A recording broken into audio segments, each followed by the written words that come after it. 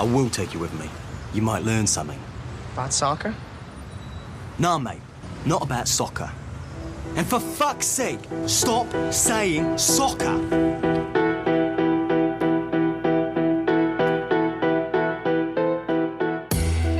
We avoid generic football chants. So you're unlikely to hear too much of the sort of typical, goal kicks in the UK. Certainly, when anyone takes a goal kick, the opposition behind the goalkeeper roar, you're shit or you're fat or whatever, and we don't do that, and we try and cut that sort of stuff out. And we've adopted and sort of changed the words a little bit now. We think about it a little bit more. So rather than hurling abuse at the opposition, we come up with something a little bit more constructive or a little bit more weird, because they hear a million times the abuse.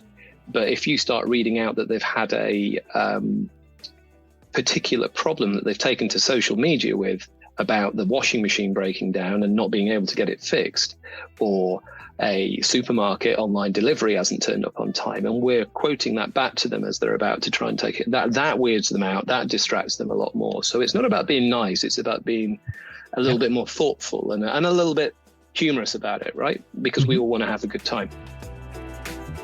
Probably no other English club below the professional leagues has gathered more media attention than Dulwich Hamlet FC, located south of the river in London and around in that neighborhood since 1893. Any quick search on the club will turn up grand phrases like a different vision for football or the small club with the big vision. You got some of that vision in what you just heard from Tim Scott. He's the chairman of the Dulwich Hamlet Supporters Trust. And that vision, inclusive, humanitarian, draws around 3,000 fans. Critics would say 3,000 hipsters, who often wouldn't feel comfortable at other soccer grounds to the Hamlet's home in South London. But despite its record numbers for the lower leagues, the club just got relegated. It also is planning a new stadium, after briefly being thrown out of the old one by investors, and it is both shaped by and wrestling with its identity in this gentrifying neighborhood. All that makes for a story well worth exploring, I think. The goal of this podcast has always been to create a community that is fascinated by the history, culture, and politics of soccer beyond the game days and stars and goals, and to tell stories that feed that fascination, but also educate, I guess. So as you listen to Tim, you could ask yourself what of that vision is possible at my small local club. What kind of community do I want to help create when I go watch a soccer match? This is the second to last episode of season 1 of the Assistant Professor of Football. In 2 weeks, per multiple requests from you, we'll hear from many guests of previous episodes. So we'll check in how their season went, how they view the topics of our conversation over the last year now, and I also promise to play little parts of at least one song per guest, either one that fits their season or that's popular with their fans. There's lots to talk about. Arminia Bielefeld indeed got relegated from the second Bundesliga in Germany. West Ham won a title, and on and on. So plenty to look forward to in that season wrap-up, season send-out episode. That comes on July 24th. Then I'll take a break of one episode, so nothing drops on August 7th. But we will be back again August 21st, and I really look forward to it, to planning it, to be in touch with interesting guests. What I can say already is there will be an episode on Europeans who play for American college soccer teams, and one English language exclusive on very new research about the role of Austrian footballers in resistance and or collaboration with the Nazis between 1933 and 45, and what that new research does to my home country, Austria's favorite political myths. If you really want to see a particular topic covered as well, let me know. I'll do my best. Twitter, Facebook, now also Threads, all under Assistant Professor of Football, or contact me via the podcast's website. It always makes me really glad to hear from listeners. So thank you to those who have done so. And now on to South London. Tim, thank you very much for your time. Hello. First, could you tell me a little bit about how you came to that club? What's your own kind of football biography? Why and how do we end up talking to you today? Yeah, brilliant. Well, thanks for inviting me along. Really excited to finally meet up, albeit via Zoom. I'm Tim. I'm Tim Scott. I'm currently chair of the Dulwich Hamlet Supporters Trust, which I've been for the last 2 years. We actually had our AGM about 2 weeks ago, was it? Or was it last week? It all blurs quite quickly, where I was re-elected for another 3 years. So we'll see how that goes. I guess congratulations. Thank you very much. Thank you very much. It was we can go into that in a little bit later. But yeah, my journey. I've been a football fan for ever since I could kick a ball, I guess. But I'm from the northwest of England, so born in a town called Stockport, which is just south of Manchester. And I grew up as a Stockport County fan, a Macclesfield Town fan, which was the nearest team to where I actually lived. And I had a season ticket at Old Trafford for Manchester United for about 10 or 15 years. But I moved down to London in my early 20s, longer than I care to tell you exactly how long ago that was. And like a lot of other people, I gradually kind of got more and more disillusioned with Premier League football, with big football, as it were. It was impossible to get to the games. It was expensive, and it started to feel a little bit soulless. And a friend of mine, who's a bitter rival in terms of being a Manchester City fan, but a good friend of mine from work, just said to me one day, "Do you fancy coming down to see this thing called the Hamlet?" Which was literally walking distance from my front door. And over a decade ago, we went. And the rest is history. It matters to your own personal history. It also matters to the history of Dulwich Hamlet FC, where the club is located. You told us a little bit about your own geography. Yeah. Maybe before we dig into the ground, who lives there, who goes there, where is this place in London? And, well, why does it matter what side of town and what area this ground is in as well and the club is in? Yeah, I guess it's a good question. So we're in southeast London, which is London, if you're familiar with it, is on a zonal system. So we're in zone 2, so we're fairly central, but not in the middle bit. Probably about 10 minutes from London Bridge Station or Victoria Station, which are like a couple of the major national stations. And it's a fairly sort of leafy suburb in many ways. It's it's gradually becoming more and more gentrified, I guess. But it's right next to a very, very affluent area called Dulwich Village, where rich people tend to live, and houses go for several million.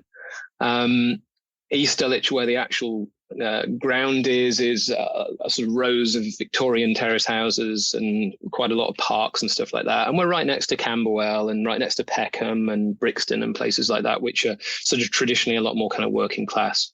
So that's where we are. And I guess there's a sort of an interesting, to be honest, as an outsider, I wasn't a Londoner born and bred. There's a little bit of interesting north versus south rivalry in London.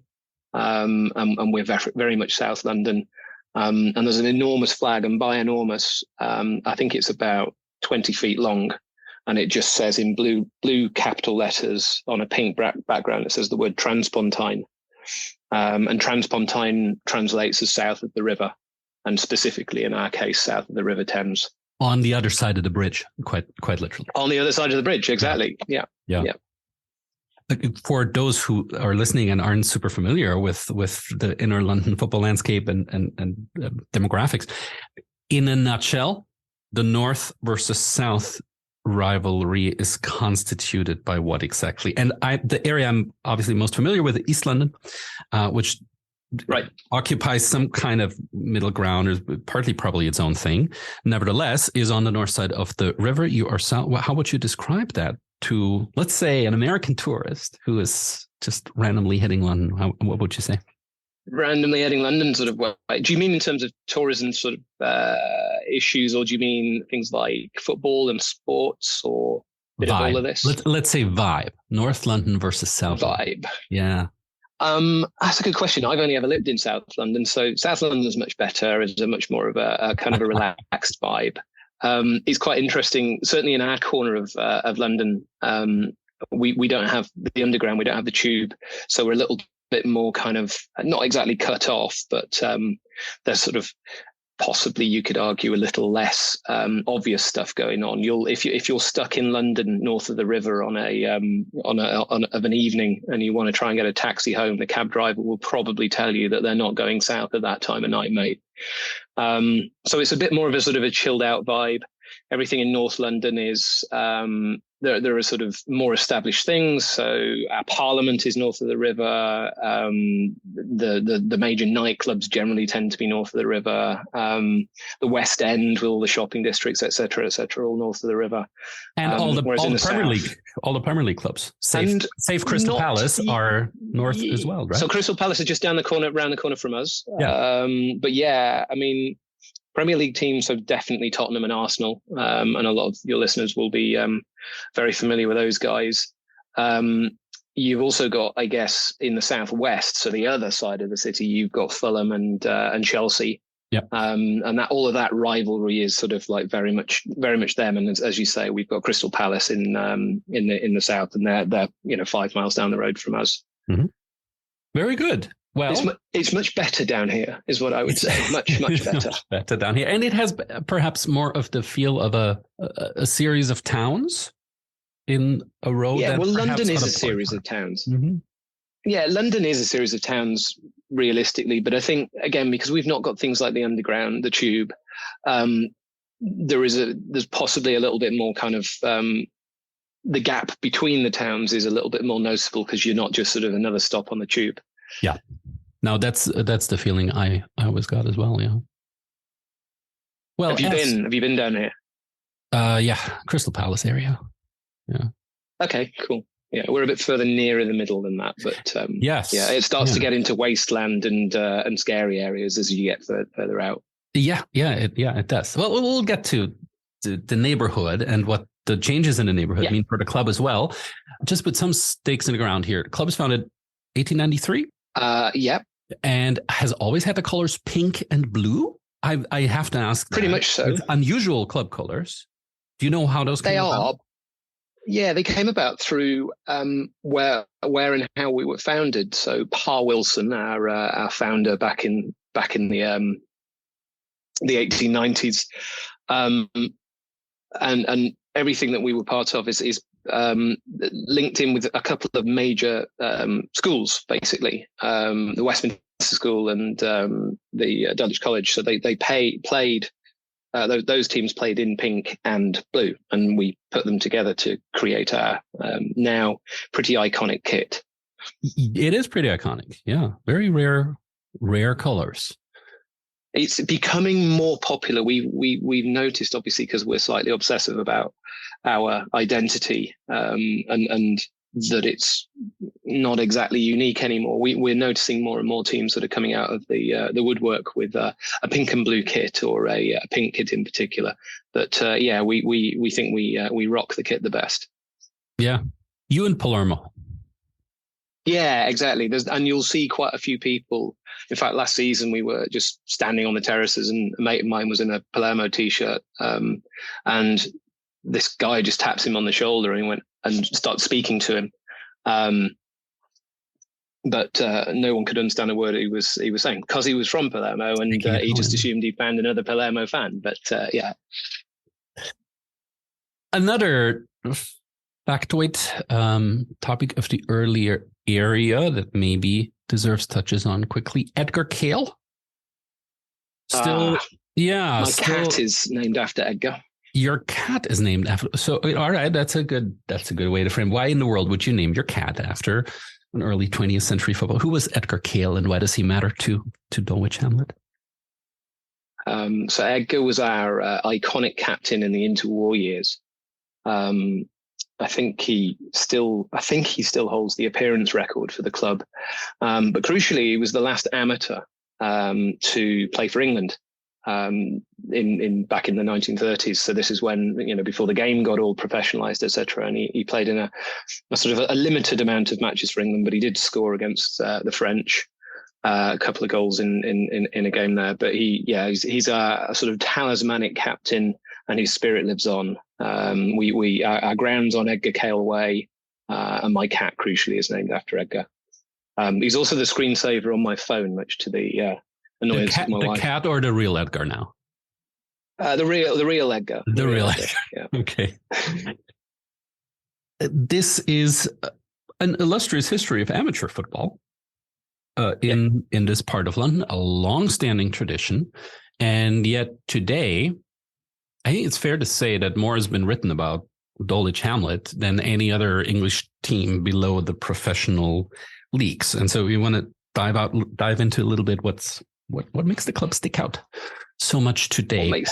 Part of that is the supporters trust. I think part of that is supporters investment and is the vision of creating a different kind of club. But while we're at history, maybe you could tell us briefly when the supporters trust, which you chair, comes in, and how that reshapes the vision of the club. Yeah, it's a good question. Is it worth giving you a little bit of?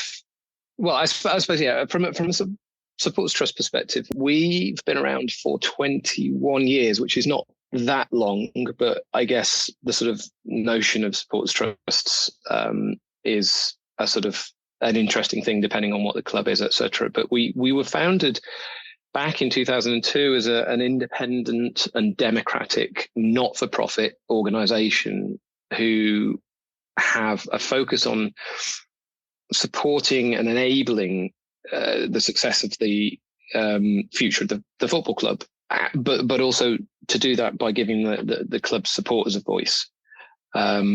So that sounds almost like a bit of a kind of a politician's answer, I guess. But in 2002, the club was a very different beast. We've been around since 1893, but gone were the times when we were commanding, 15 to 30,000 people every week. We were down to sort of 15 to 30 people on a rainy Tuesday night, and I think the average gate was probably around sort of 250 perhaps. So a very, very small attendance, and a club that was therefore, maybe on the brink a little bit. So the Supporters Trust, you could probably just raise your voice slightly and get everyone to know what you were talking about at that point. We're not in that position at the moment. We've got,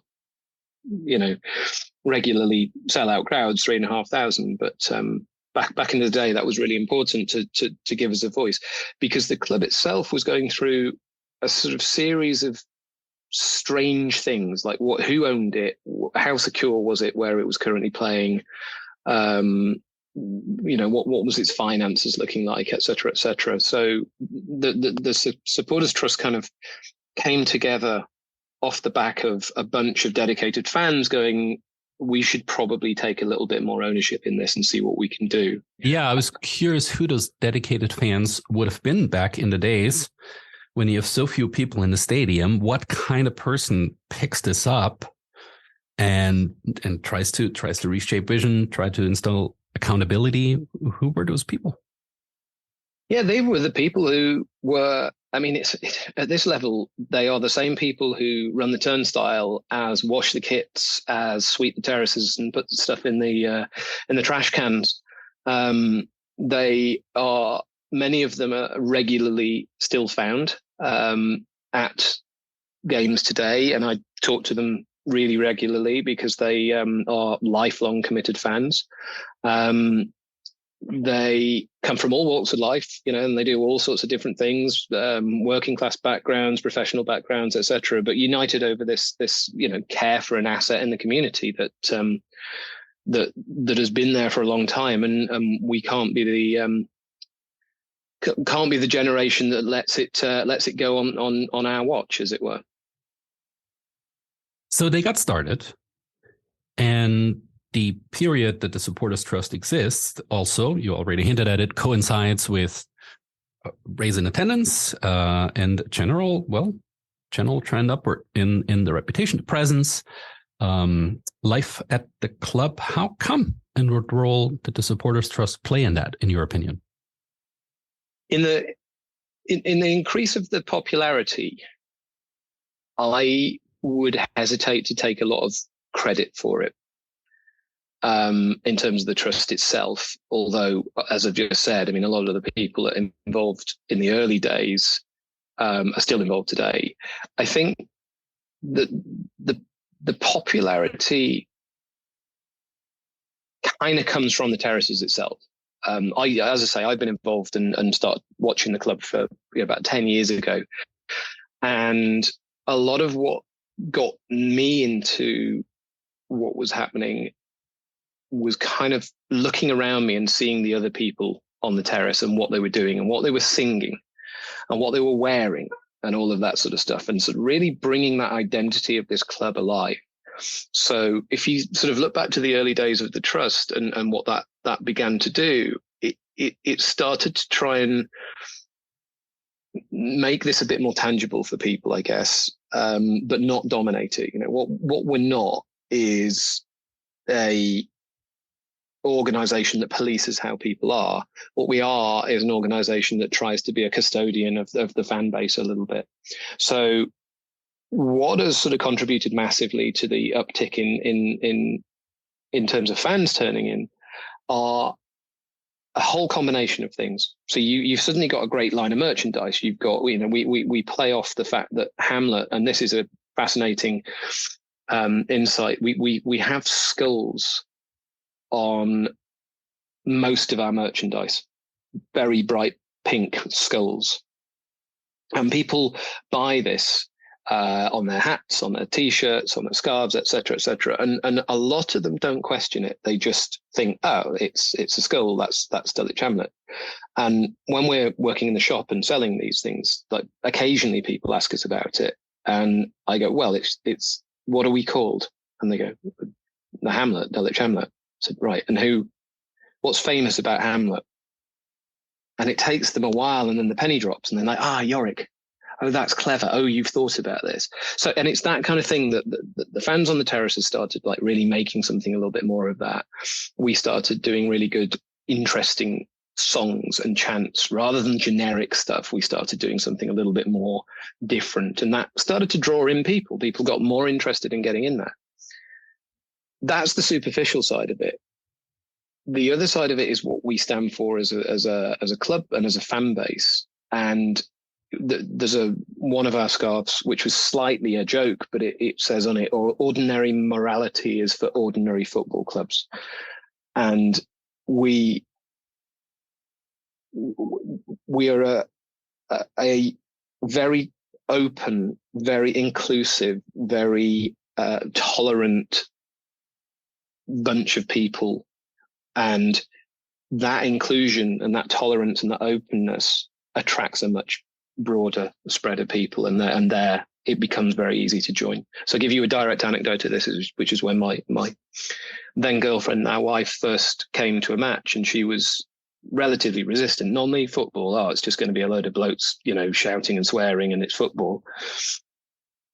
And she turned up to her first match and immediately felt that there was something different about it. She turned up and saw that everyone was really nice, and everyone was like, welcoming and inclusive. And that was just as she walked in, she sort of felt this vibe. And it's not a superficial thing. It runs into the absolute, DNA of our organization. And that's what encourages people to turn up, and the crowd swells as a result.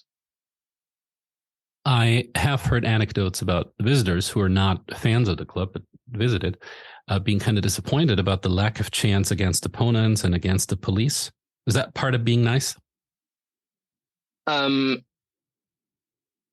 Nice is an interesting word. I think I would say it's something probably a little bit more than that.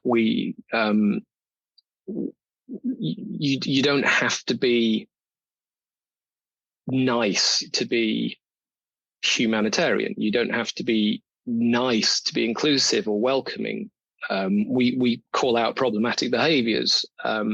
It doesn't mean that we're a pushover. It doesn't mean that we're soft.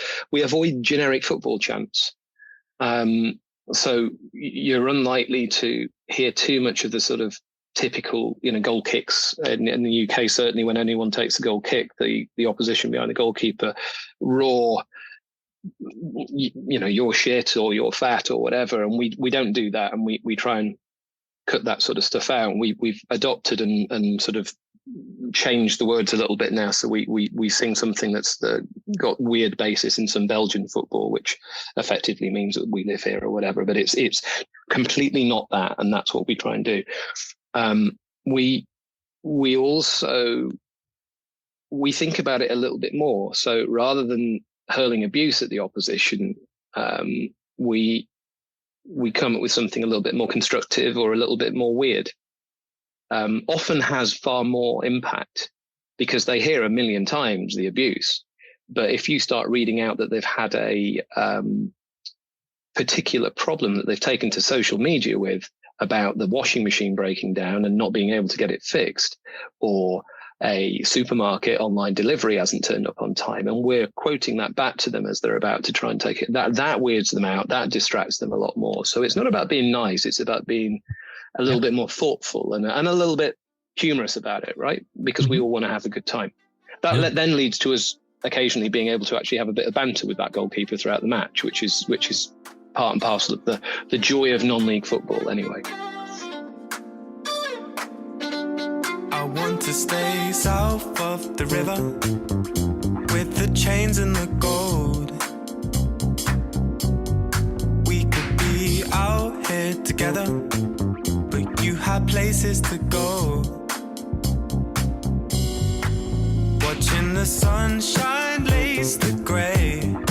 I don't know why you wouldn't stay. You should come south of the river, where the loving is gold. How's that combination? Somewhat iconic merchandise, symbols, colors, and the atmosphere on the ground connect with the area and what it's becoming and the kind of people that come to your games? I can see where you're going with this. And it's an interesting one as I look out my window and well, it's also always a question if you're a neighborhood club like that in a non-league context, you're always also to some extent reflecting and or rejecting the community that's around you. So how is that working at Dulwich Hamlet? Yeah, I guess so. As I said at the beginning of this, it's a relatively working class area in parts, but it's definitely getting gentrified, hugely so, and quite rapidly as well. So you've got some traditionally poorer areas of London where we live, but also some of the more posher areas. And I guess in London more generally, you're never too far away from one extreme or the other. And the fan base tends to reflect that. So yeah, there are some more casual fans and perhaps even affluent fans coming to the game these days that didn't, but you know, why not? There's room for everyone. It's not like anyone's getting marginalized or edged out. And I guess what that means is if you put all of the combinations together there, we have women and children and families coming. We have people with their dogs. We have, people who've just got off shift or about to go on shift or whatever, or people who are just there for the weekend. If you look at the sort of traditional fan base of football teams, it doesn't tend to do that. It's either one or the other. And what we're trying to do is create that inclusion that everyone is there. And it's fascinating when I stand on the terraces and I talk to all of the people around me, that literally every walk of life is catered for. This weirds out the opposition. Again, at non-league football, you change ends at half time and have a bit of a chat with the other fans about how the game's going or whatever. And some of them from some of the other parts of the UK perhaps don't like the fact that there are people with their dogs or people with the pushchairs and the kids, etc., because it's not what they're used to. We embrace it. It's a great thing to have. What does that now mean to the atmosphere on the ground and how that's changed? I mean, in sheer numbers, you told me before, 30 people, maybe 100 people 20 years ago. We are talking 3,000 and up these times. You're talking also about a new ground. We'll get to that a little bit later. That might hold even more. How has the atmosphere changed as the club has grown? And you've seen some of that growth firsthand. Yeah, I've seen a lot of it. The atmosphere has gone from kind of sparse to enthusiastic to excellent to struggling a little bit. Because if you have that influx of people, and you combine that with a very busy stadium where that core of people can't stand together and make all of the noise because there's just too many people there and you naturally get separated, it becomes a bit disjointed and it becomes a little bit flat at times. And you combine that, I guess, with perhaps not too great performances on the pitch, and it's slightly harder to get behind the team sometimes, particularly towards the end of last season. The atmosphere kind of flattens out. But like many things, the fan base has a way of finding a way around it. We recognize this isn't great. We talk to each other. We have WhatsApp groups. We have we meet up in the bar before, during, and after, etc. And we try and organize ourselves. And we've actually earlier on in the season, we actually wrote down the lyrics to all of the songs we've got and put them on our website, dhst.org.uk. We have a lot of songs. To say we're prolific is probably an understatement, but that in itself can be a little bit bewildering. You just stick to 2 songs, everyone can learn them, and it's fine. If you've got 200 songs, it becomes, which one are we doing, and I can't learn them all. So we've sort of taken steps to do that. So yeah, the atmosphere has struggled at times, a victim of our own success a little bit, but as I say, we get together, we address that, and we fix it. Yeah, I looked at that virtual songbook. It is quite a bit, and it's, let's say the lyrics are more demanding probably in some cases than your average football chant. So it's good you put those out there. Are there organized supporters groups? Organized supporter sections? Have you been influenced by European styles in that way a little bit? Or pretty flat, pretty grassroots? How would you describe the style? I'd say it's pretty grassroots, to be honest. I think there are there's probably half a dozen or so like WhatsApp groups, or I think there's a Facebook group that is a bunch of fans. But if you then start to put the Venn diagrams against each other, we're all kind of linked, but more like a kind of weird hive mind as opposed to a very organized set of things. And I think that's the sort of, again, it's from a supporters trust perspective, we don't want to dictate how people do things or how much fun they have or when to have fun or anything like that. There's been calls when atmosphere was flagging a little bit in the past to, do we need a capo? Do we need someone to sort of, bang the drum and orchestrate the crowd? But it's sort of, it's kind of not our vibe. So we're a lot more grassroots, and it tends to work. It gives room for everyone as opposed to intimidating people. So no ultras at Dulwich? We have Dultras, which again is us just being silly. There's rather than ultras, we have what's called the rabble, and the rabble is generally the bunch of people who stand more or less directly behind the goal and start most of the songs and encourage most people. But the rabble is a loose and ill-defined group of people who are effectively trying to make a bit of noise. The other issue we have at the ground is that either end behind the goal is uncovered. There's just a bit of terracing and it's open to the elements, which means that the noise doesn't travel. You can't make quite as much resonance with the stadium around you. There was a period a few years ago where we tried to instigate the hashtag Tothons movement, which was literally toilets opposite, which is one of our stands. The toilets opposite stand, and Tothons was toilets opposite for fans of noisy stadiums. We tried it for a bit, but we all want to stand behind the goal and read social media out to the goalkeeper. So it sort of had mixed results. Well, since we're at the ground, that ground, Champion Hill is the name. Champion Hill. Made for a number of challenges for the club in the past. There's, one, 2018, and you can say more about this. You briefly were unable to play there. Ground was sold to developer. whole episode there. And then also the terracing behind the goals, from what I could see, is rather flat, which isn't always necessarily conducive, right, to that behind the goals atmosphere. And so you are thinking about a new ground. You are thinking about adding new spaces there. Maybe let's start with 2018. What happened there, and what's the significance of Dulwich Hamlet playing where it plays and wanting this particular ground back? Yeah, so obviously we have a song for this. 2018, they made us play in Tooting, but then we got promoted because you'll never kill the DHFC, which is it Bonnie Tyler's It's a Heartbreak? That would fit. Yeah. So you get it. So obviously we have a song for that, and we have a song for most things. It's a heartache, nothing but a heartache.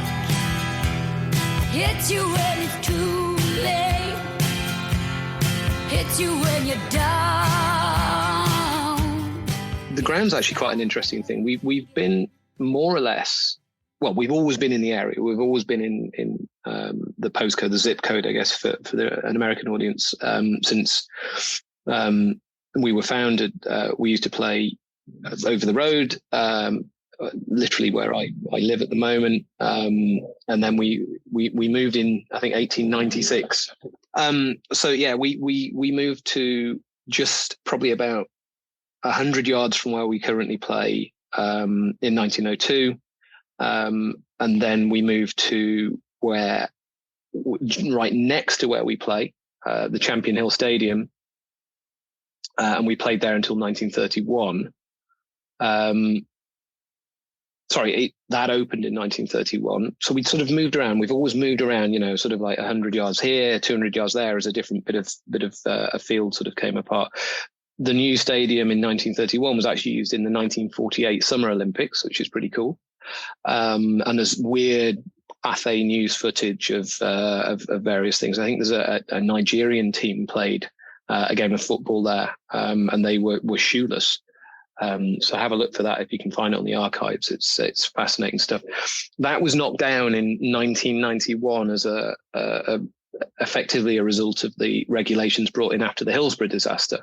The ground was creaking at the seams and not really safe for modern standards, which brought us to where we currently play.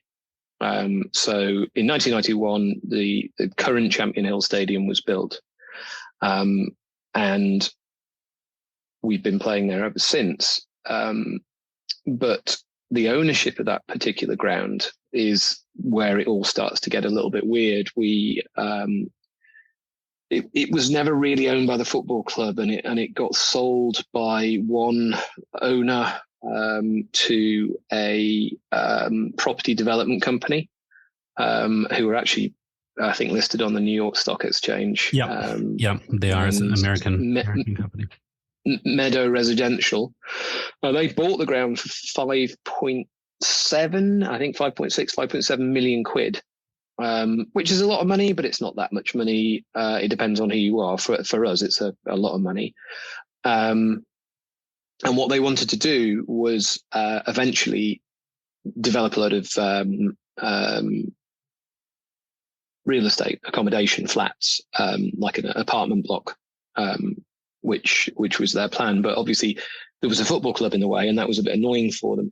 So in March 2018, the company forced Dulwich Hamlet out of the ground. They literally built a 12-foot fence around the ground and locked us out. And we had to go and ground share with Tooting and Mitcham, which is a rival football team. We have a sort of a long-standing but slightly weird rivalry with Tooting. They're not in our league and rarely are. And we had to play at their Imperial Field Stadium. Now that's only 8 miles away, but the geography of London means that to get 8 miles across London is sort of like a good hour and a half. And at this level, most people are used to walking to the ground. The idea was lock us out of our ground. The club will go under. We'll cease to exist. They can build some apartments and they will live profitably ever after. But I guess what they didn't bet on was the level of support in the community for the ground and for the club. And you asked before about the rise in popularity of us. We were doing all right. We were probably getting 2,000 people through the door at this point, 1,800 to 2,000. But when we got locked out and people found that they couldn't go, the community mobilized, and we did a big rally and a march through town. We secured parliamentary debates in the House of Parliament here in the UK, and really brought the attention of what was going on to the sort of to the national stage, I guess. So this was reported on in everything from the Guardian newspaper, the Independent newspaper here in the UK, which are daily broadsheets, and has been picked up by the Athletic and people like that in terms of what our plight was. So after some parliamentary engagement, we got basically round the table, the member of parliament representing us got the developers and got the club and got the local council all together in a room and basically said, sort it out and let them come back. So we've been back at Champion Hill ever since. That was probably about 9 months of exile, during which point we got promoted to the National League South. And now we're currently waiting for various bits of planning and approvals and what have you to build a new stadium, again, immediately over the wall from where we currently play, where the 1931 stadium was. So is Meadow as an investor completely out of the picture? Do they still own the ground? No. They still own the ground. Okay. Yeah, they still own the ground, but we get on with them now. It's a productive relationship. The idea being that they still want to build the apartment blocks. But what they've said is, we will build you a new stadium adjacent to where you currently are, on the plot of where the 1931 stadium was. And we will build these apartments where you currently play. The current stadium's kind of creaking at the seams. It's not really fit for purpose anyway. So it's a positive development, but as with any kind of, major residential and commercial development plan, there are various hurdles that we're sort of collectively working together to overcome. But yeah, the relationship's really positive these days. I think they perhaps didn't quite realize what it was that they were trying to deal with, and we made that very, very clear. Yeah. I don't want to get into the weeds too much there, but why do they want to build at the site that the current ground is rather than at the one where they promised to build you a new ground? This comes down to sort of UK planning. Do you have like green belt and metropolitan open land? Yeah, okay. So it's a zoning question. Is what it would be called in the okay. Well, so there's various covenants on the land. You can do certain things with certain bits of it, but not with other bits of it. So right, yeah, that makes sense.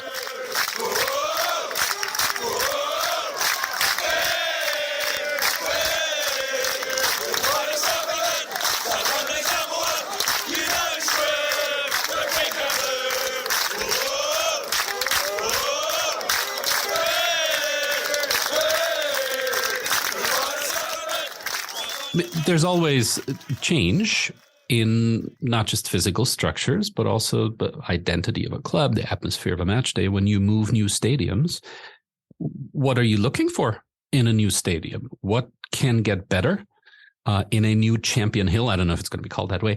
And what are you concerned about losing from the ground that you're on right now, even if it's the case is next door?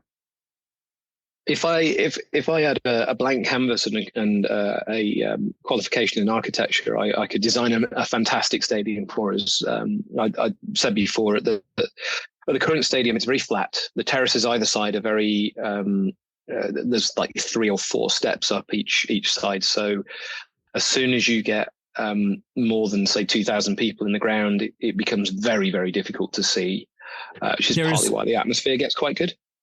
Right. Yeah.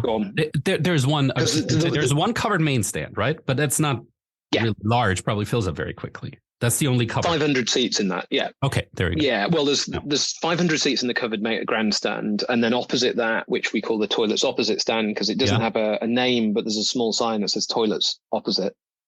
So the toilets opposite stand is a small covered area, but it's just terracing.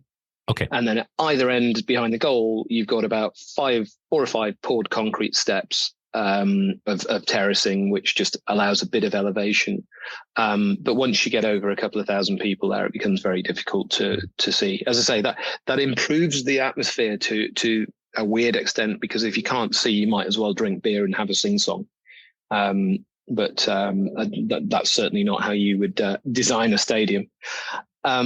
So yeah, with a new stadium, I think we would want to improve the lines of sight, increase the terracing, maybe put some covers over each end to allow the noise to sort of generate and reverberate in terms of the songs that we're making.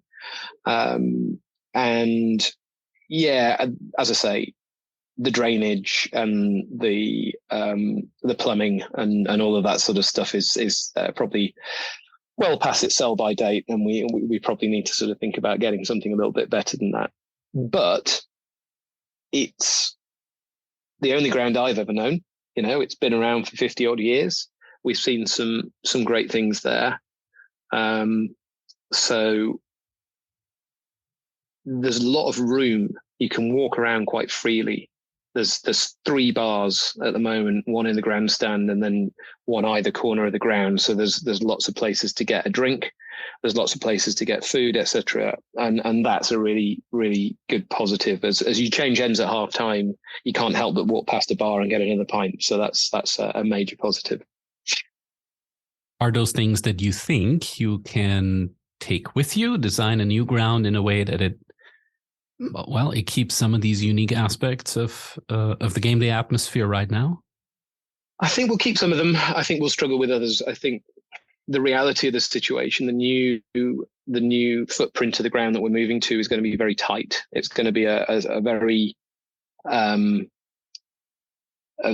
very interesting exercise in getting as much as we can into a tight footprint. We should have a bigger capacity in terms of seating, in terms of how many people are in, and that capacity should have a better line of sight, should be able to see the game more easily. But yeah, things like foot flow around the ground and how all of that works is possibly going to be a bit more challenging for us. But there would be stands or terrace on each side of the ground, right? All the way around? No, actually, I think currently, and this is part of the restrictions of the new ground in terms of its the land and where we can develop and how we can develop. There'll be a new grandstand, which will be a bit bigger. It'll have better sight lines, better access, better bar, all of that sort of stuff. But the 2 ends behind the goal and opposite the grandstand will be a kind of similar provision to what we've got, but probably just better terracing. And what is the role of the supporters trust here in the process? Do you have any say about design, about advocating for various groups of fans and their needs as you move? Yeah, we're quite involved, actually. There's a former chair of the Supporters Trust, Al, and myself. Al's an architect. So he was quite keen to offer his opinion and his experience on this. Yeah, that's convenient. Yeah, absolutely. Well, this is it. You see, in terms of attracting that broader demographic of fans, if we need an architect, if we need an accountant, if we need a plumber, if we need a welder, if we need someone who works for a trade body in video games, we generally tend to be able to take our pick from the people around us. So it is quite helpful in that way. But yeah, Al and myself have volunteered our services to effectively reflect how the fans see the development, what are our needs, etc. But also the Supporters Trust is able to we've built up some reserves, some financial reserves, etc. And we're sort of holding on to those at the moment because we feel that we're probably going to need some professional support from stadium experts, for example, or whatever, to sort of say, well, there's not much you can do with the physical footprint of the ground, but you can design it in a different way, or you can reflect the needs of the fans through doing this or that or the other. So yeah, we're quite involved in that, which is good. And I think, that's representative of broadly how the Supporters Trust works with the club more generally these days. We have a really positive and strong relationship. The Supporters Trust has 2 nominated club board directors, for example. So we've taken out of our fan base who sit on the club board and help kind of represent the fans' view in terms of the way in which the club's run, and the involvement in the new stadium is another example of how we do that. What's the timeline? When do you hope to move into a new ground, and when's the last game going to be played at the current Champion Hill? And is there anywhere you have to move between the new grounds, or is it going to be theoretically? I'd love it to be seamless. I think realistically, the closed season typically for our league, sort of as if we didn't get promoted and playoffs happened, etc., you would run kind of between April for the last game of the season and August for the first game of the new season. So it's a very tight timeline to develop something that's kind of, I guess, safe, for people to go and watch stuff in. But theoretically, we think at the moment, in the next 2 to 3 years, we'll be in the new ground. We will do everything that we can not to have to move again, because it really did cripple us having to play away at Tooting. But part of that, I guess, was that there was no end in sight. We were getting no gate money from those games because obviously Tooting needed to run their own stadium, and it was incredibly generous of them to give us use of their ground as it was. So yeah, there'll be some sort of logistics to work out, but hopefully we can get away with minimizing the impact. And 2 to 3 years, I think, is the current estimate. What we also don't know is what league you will play in by then. We haven't talked about anything that happened on the pitch so far, other than Edgar Kale. But the reality is that this May, Dulwich Hamlet, despite being the most popular, most known, most well-attended club in the league you were in, got relegated. Yeah. Why is an obvious question for those of us who don't have insight into that part of the British league system. And what's the immediate future look like? What's the vision on the pitch, say 5-10 years from now?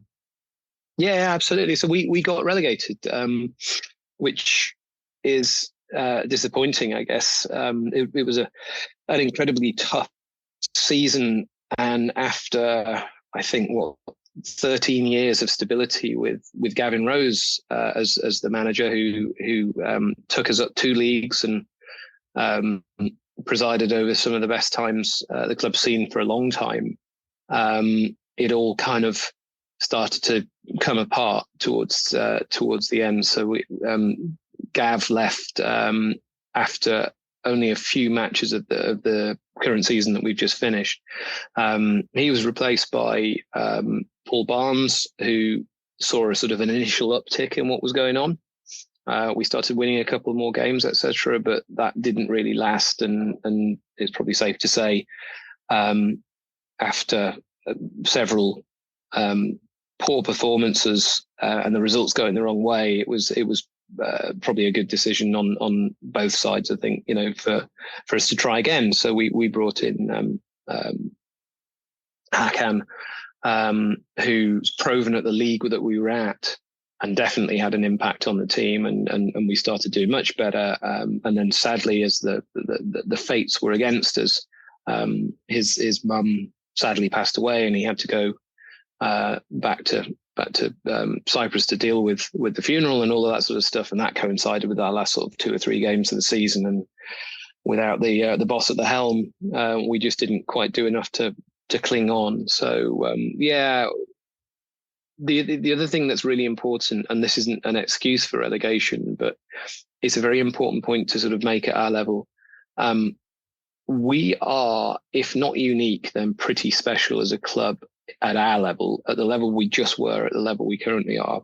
In fact, at most levels in UK football, as being simultaneously debt-free, profitable and sustainable. We don't have a cash cow. We don't have a sugar daddy pumping cash into it.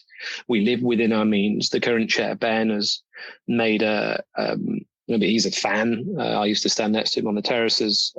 He's put investment into the club, but not kind of, bottomless pockets and win at all costs. And obviously having a sort of restricted budget like that, because we rely on match day income, we rely on, mentioned the bars, we rely on a lot of booze being sold on match days. We live within our means, and that means that other clubs are able to perhaps spend more than they're earning in order to gain promotion, and ultimately that doesn't lead to sustainability. So that's again kind of part of our ethos as a club. So we got relegated. I think if you did a straw poll of the fan base, the sort of mixed reactions. Obviously, it's never good to get relegated, and we've come out of National League South, which is the sort of the tier below. We become a national team, and we're back down into a much more regional London and the southeast sort of thing. So that's bad. The league you just got relegated from is the second highest in the British non-league system. Is that correct? In the English non-league system? Yes. Yeah, exactly. So the league above it's national, and then the one that we've just come out of is effectively split between north and south, just to sort of minimize on having to travel, 400 miles for a football match. And national is the first one, the highest one outside of the league system, right? Yeah, after the National League, which was the league above us, you've got the League Two, League One, Championship, and Premier League. Mm-hmm. So that gives you an idea of where we are in the pyramid. Right. Now you're down in the third tier of the non-league system. Yeah, more regional. And you said some fans might actually be saying, "Well, it's not that bad." Closer away trips. Is that closer away trips, but more interesting away trips? And no offense to the other teams in the league we've just been relegated from, but they're quite boring. They're sort of big towns, which big towns generally tend to come with an identikit high street and generic shops and generic football teams, etc. I'm being overly critical of many of the great cities and towns of the UK, but in the Isthmian, which we're now in, the gloriously named Isthmian Premier League, we have 5 seaside away days, which means that we get to combine a miniature holiday on the British South Coast, on the English South Coast, with a 3 p.m. kickoff and a football match. So that's more interesting. And the teams are all, we know them really well, and we know their fans really well, and it'll just be really nice to see old friends and, revisit kind of a different way of watching football. So there are definite positives. I also think we'll smash that league and go straight back up. So it'll be a promotion year.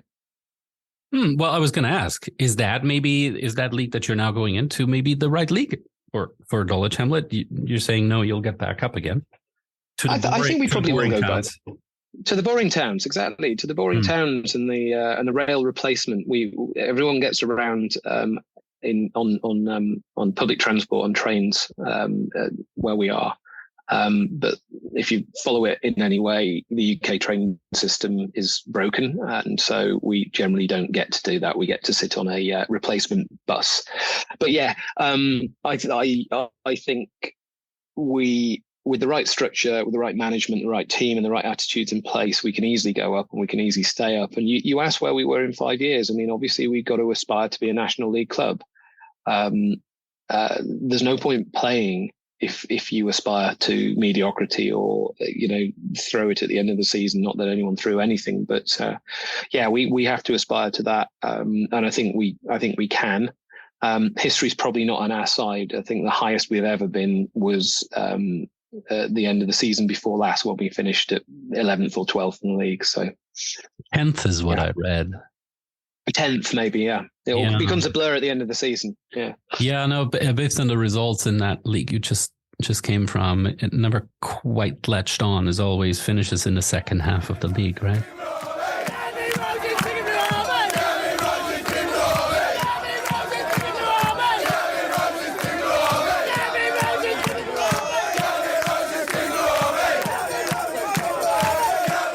the national would be the highest tier in non-league football. Would you ever not in the next 3, 4, 5 years, but would you ever or consider a promotion into leagues? That would be League Two. I think, is there anything on the horizon? Because I'm sure things would change massively, even on the ground in terms of physical infrastructure, game day atmosphere, all that. Yeah, absolutely. There's yes is the answer. I don't think same as my previous answer, you should never, cut things off. But there are a couple of significant barriers and hurdles. The current ground and the future ground might struggle with league requirements in terms of capacity. And that's quite a significant obstacle to overcome. But contingency has to be put in place for that in terms of whether the new ground is expandable or what have you. But then there's also the finance. Like, it costs a lot to be in that league and to stay in that league and to be competitive in that league. We are pretty wedded to being a sustainable club at the heart of our community.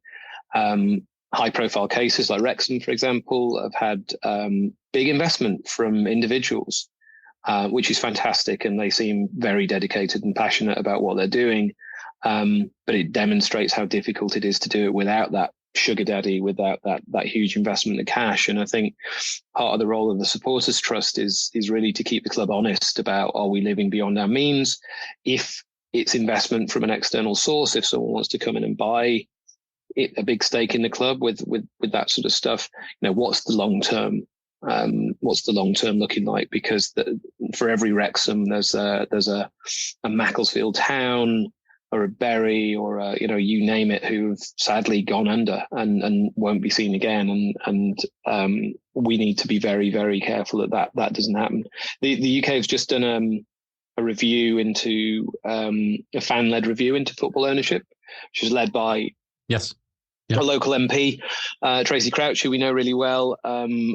And we, as Dulwich Hamlet, sort of fed in quite a lot into that. And I sat on the Football Supporters Association National Council, and have been pretty involved in how that fan-led review looks. And this is sort of really important about the future of sustainability in football. Right. That is the FSA. And if you're listening to this and been listening to the episode on Hammers United and fan activism at West Ham, that plays a bit of a role there as well. Okay, good. You couldn't drink in the stands on the terraces, though, right? If you go up into the league system. Well, this would be a big issue, because not just the fact that we have a lot of fun drinking on the terraces at Dulwich Hamlet. It's part and parcel of the atmosphere and why you go there. You have a beer, you stand and watch the football, you sing these songs, and you chat with your friends, and you support the Hamlet. And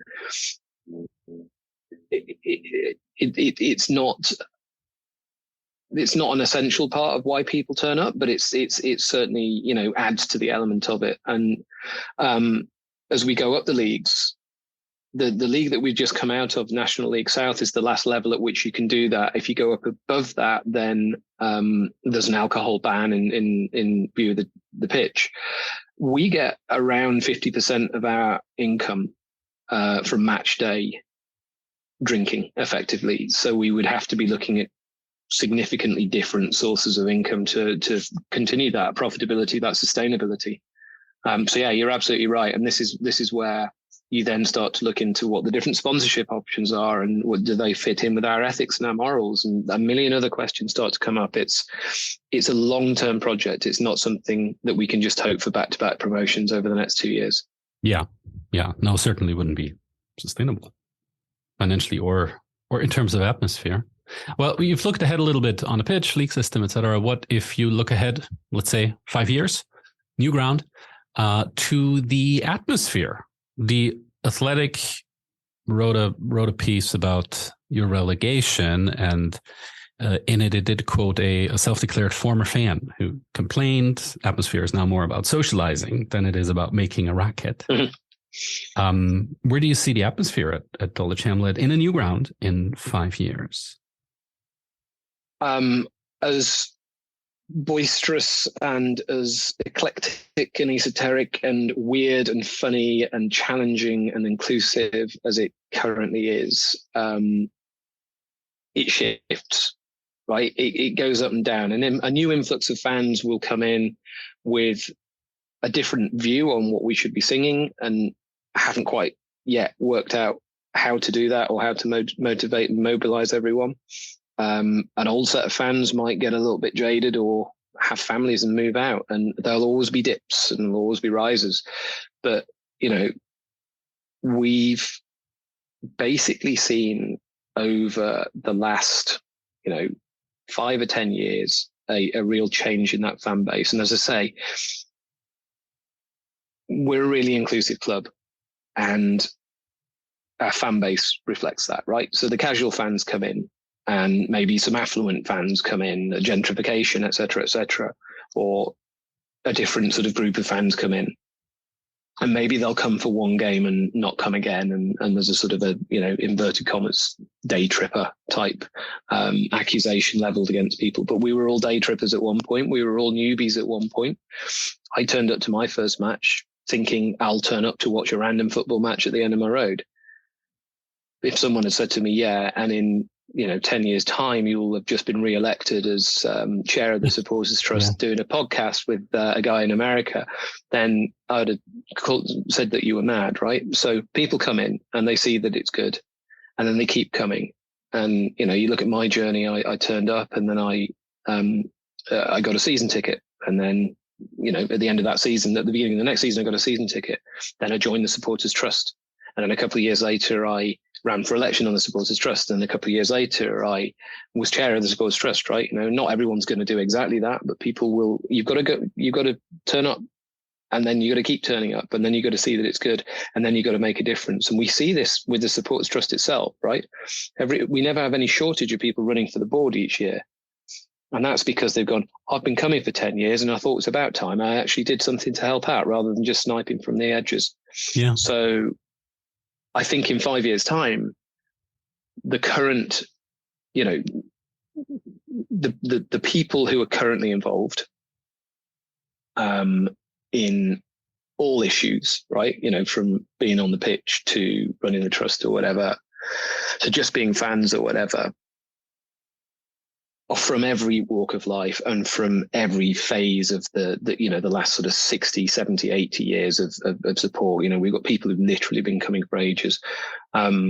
You asked before about the kind of founding of the trust. You've got, you know, the likes of Mick O'Shaughnessy and Mishy, who's passed away a couple of years ago, but they're still there. You can still find them behind the bar, in front of the bar rather. And then you've got sort of new fans who haven't been there for 5 minutes. So in 5 years' time, those new fans who haven't been there for five minutes will be on the trust board. They'll be orchestrating the crowds. They will be keeping that atmosphere there. And I think, you know, I'm very positive about that. It's why people turn up. And then in a new Champion Hill Stadium, new destination. In a new Champion Hill Stadium. Yeah. Yeah. And a new destination also for people who would like to look at what football, I think, in England is still capable of, what Vision's football in England is still capable of beyond the shiny, glitzy Premier League system that you see on TV, and what energy there still is, and what community and neighborhood energy there still is in the game. And Dulwich Hamlet is a wonderful example of that. So you talk, and this is the other thing, you talk about that kind of community and engagement. We get branded as lefties, and lefties and hipsters, I guess. We embrace that. We have a song about that. I've got 2 tickets to Dulwich Hamlet, baby. Come with me Tuesday, don't say maybe. I'm just a bearded hipster like you. We always have a song for summer. And we get labelled as kind of lefty, but I'd say it's probably more humanitarian, right? I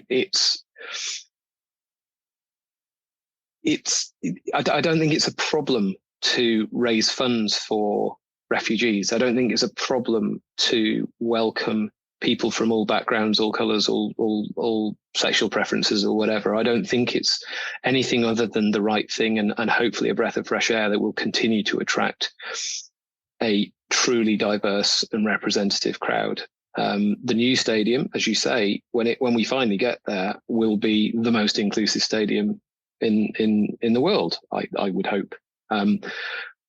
because the current one is the one it's going to replace. And I don't see any of that changing. Very well said. Very well said. I think we covered a lot of ground and hopefully enticed a few, well, the tourists, the day trippers, whoever's listening to this, to maybe check out a game at Dulwich Hamlet next time you're in London, rather than pay, I don't know how many quids for big game tickets and see what football. If you can get tickets, if you can even get tickets for it, right? Absolutely. So yeah, Dulwich, it's 12 quid. Kept tickets the same this season. They're available online before the match. If you drop us a line at the Supporters Trust, we'll probably meet you in the pub beforehand and give you a guided tour of the stadium. Last season was brilliant. The Athletic Bilbao are celebrating their centenary, I think it was. And their supporters are going around every ground that the team has ever played over their 100 years. Randomly, they played Dulwich Hamlet twice in the 1920s. So 50 Basque Athletic fans came over. They got in touch with us ahead of it, and we showed them a good time. And then we had a big party in the bar afterwards, which was just surreal but beautiful. A team from Talbot in Scotland got in touch, or a club rather, that 5 supporters from a non-league team in Scotland just randomly got in touch and said, we're going to be in London for a show or something like that. Can we come and watch a game? And I was like, yeah, absolutely. So we met them in the pub and we hung out with them during the match and got a couple of pictures on the pitch, photos on the pitch with them, etc. And then this weekend, we have our Freundschaft weekend, which is possibly one of the most beautiful things about the club. Mishi Marath, one of our super fans, who changed his middle name to Dulwich by deed poll, because he was that much of a committed fan. Largely him, but he randomly discovered that this non-league German team from Hamburg called this Altona. would be Altona. Yes, very aware. Altona. Mm-hmm. So he discovered that we were founded in the same year, 1893. And he was a ground hopper, so he ground hopped. And he realised when he went over there and met the Altona guys that Dulwich had played them in the interwar years, and Edgar Cale had played, and all of this sort of stuff. And it was like, oh, we actually have a shared history. So for our 125th anniversary, we took about 300 fans to Hamburg, and our men's team played Altona's team on a Sunday. Not many people can remember it because there was a lot of partying going on in the weekend preceding it. So that was in 2018. We've had COVID, we've had various sort of issues, etc. But today kicks off the Freundschaft weekend. The Altona crew are over, and we've got a long weekend of more football with some of our best friends in football who we share an ethos with. I was just going to say, you don't just share the founding name. There is the ethos, what you call humanitarianism, anti-fascism, what have you. Altona and Dulwich are quite well suited to each other. Yeah, we are. And it's blossomed into this sort of really nice thing where on occasion, so last season, our away kit was Altona's colours, and they will wear a pink and blue away kit in our honour. And it's, so anyone who wants to come down to the Hamlet are welcome. And we at the Supporters Trust will be really keen to say hello and get in touch. So check us out online. Have a look at the Trust website. Have a look at the merch that we've got. And I think I'm right in saying that we've just started delivering to the US as well. So there's no reason why you can't get it. Yeah, we can get pink and blue here. Very nice. Exactly. Yeah. Thank you so much, Tim. This was a great journey, and I hope some pick you up on the invitations, or indeed, I'll really see pink and blue around here at some point. That'd be cool. Yeah, absolutely. Thank you. It's a growing thing, and thank you for the opportunity. I hope I hope people get something out of this. You know, the main thing for us is, it's kind of more than football. It's more than a football club. It's about that humanitarianism, that using football as a force for good.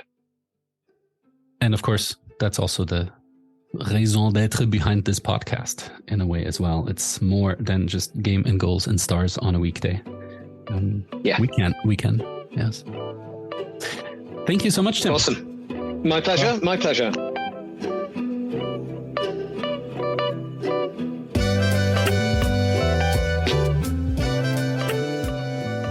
A lot of the ways of how this podcast gets discovered, I think, is just word of mouth.